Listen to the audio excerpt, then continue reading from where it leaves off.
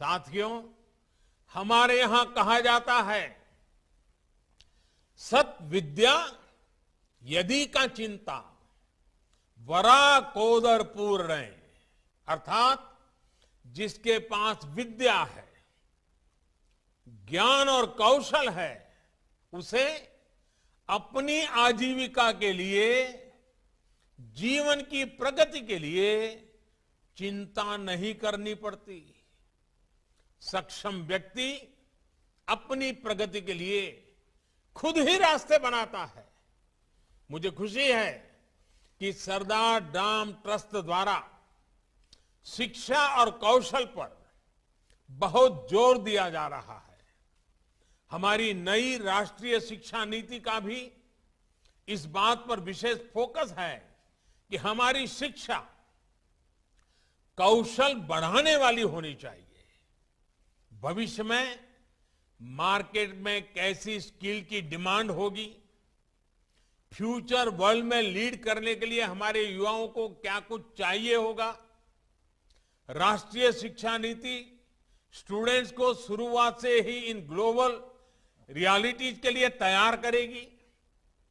आज skill India mission भी देश की बड़ी प्राथमिकता है।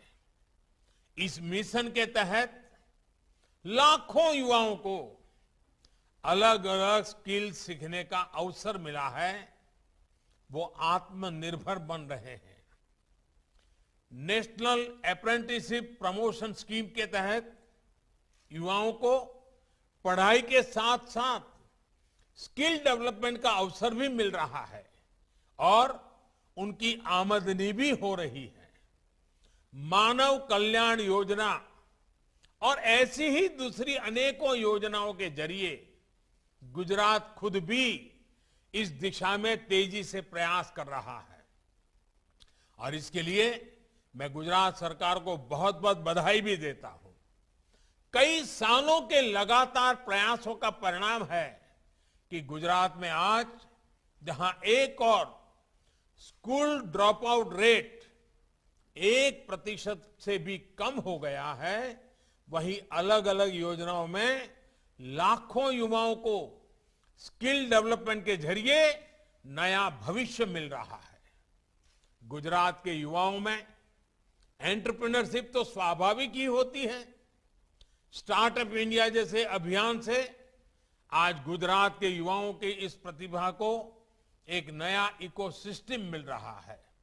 मुझे बताया गया है कि सरदार धाम ट्रस्ट भी हमारे युवाओं को ग्लोबल बिजनेस से जोड़ने के लिए कई प्रयास कर रहा है। वाइब्रेंट गुजरात समिट के जरिए जो शुरुआत कभी गुजरात ने की थी, ग्लोबल पाटीदार बिजनेस समिट उन लक्ष्यों को आगे बढ़ाएगी। पाटीदार समाज की तो पहचान ही रही है, ये जहां कहीं भी जाते हैं वहां के व्यापार को नई पहचान दे देते हैं। आपका ये हुनर अब गुजरात और देश में ही नहीं, पूरी दुनिया में पहचाना जाने लगा है। लेकिन पाटीदार समाज की एक और भी बड़ी खूबी है, ये कहीं भी रहे भारत का हित आपके लिए सर्वोपरि रहता है। आपने देश की आर्थिक उन्नति में जो योगदान दिया है वो अद्भुत है और प्रेरणादायी भी है।